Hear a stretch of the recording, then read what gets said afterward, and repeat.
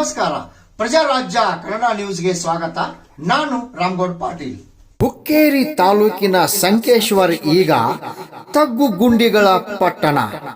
ವಿದ್ಯಾರ್ಥಿಗಳು ವಾಹನ ಸವಾರರು ದಿನನಿತ್ಯ ಕೈಯಲ್ಲಿ ಜೀವ ಹಿಡ್ಕೊಂಡು ಪರದಾಡುವಂತ ಪರಿಸ್ಥಿತಿ ನಿರ್ಮಾಣವಾಗಿದೆ.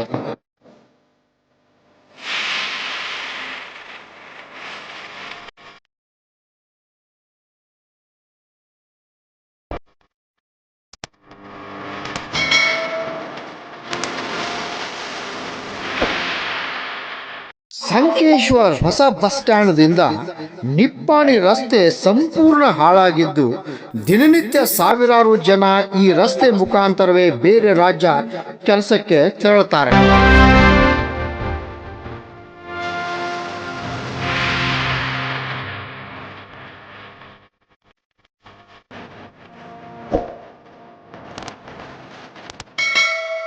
ರಸ್ತೆ ಇನ್ನೂ ವರ್ಷ ಕಳೆದಿಲ್ಲ, ಡಾಂಬರು ಕಿತ್ತು ಹೋಗಿದೆ. ವರ್ಷ ಮಳೆ ಆಗೋತ್ರ ಈಗ ಮಳೆ ಸ್ವಲ್ಪ ಮಳೆಯಾಗಿದೆ. ಗುಂಡಿಗಳಲ್ಲಿ ನೀರು ಭರ್ತಿಯಾಗಿ ವಾಹನ ಬೈಕ್ ಸವಾರರು ಮುಗುಚಿ ಬೀಳುವಂತಾಗಿದೆ.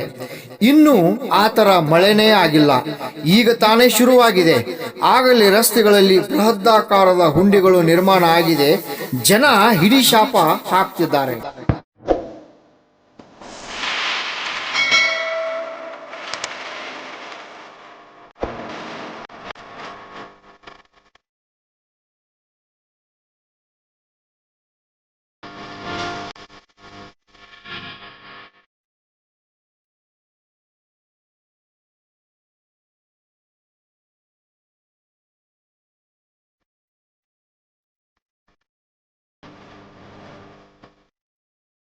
ಇದನ್ನೆಲ್ಲ ನೋಡಿದರೆ ಗುಣಮಟ್ಟದ ಕೊರತೆ ಈ ರಸ್ತೆಗಳು ಹದಗೆಟ್ಟು ಹೋಗಲು ಕಾರಣ ಎಂಬುದು ಜನರ ಆರೋಪ.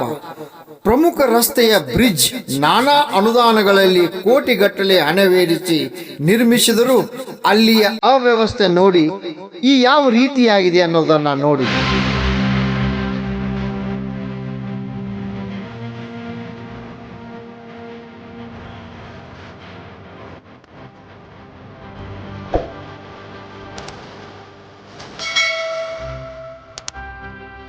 ಇನ್ನಾದರೂ ಸಂಬಂಧಪಟ್ಟ ಇಲಾಖೆಯವರು ರಸ್ತೆಗಳಲ್ಲಿನ ಗುಂಡಿಗಳ ದುರಸ್ತಿ ಮಾಡಿ ಸಂಚಾರಕ್ಕೆ ಅನುಕೂಲವಾಗುವಂತೆ ಮಾಡಿದರೆ ಪುಣ್ಯ ಬರುತ್ತೆ. ಇಲ್ಲವಾದರೆ ಗುಂಡಿಗಳಲ್ಲಿ ವಾಹನ ಸವಾರರು ಅನಾಹುತಗಳಾದರೆ ಅವರ ಶಾಪ ನಿಮಗೆ ತಟ್ಟುತ್ತೆ.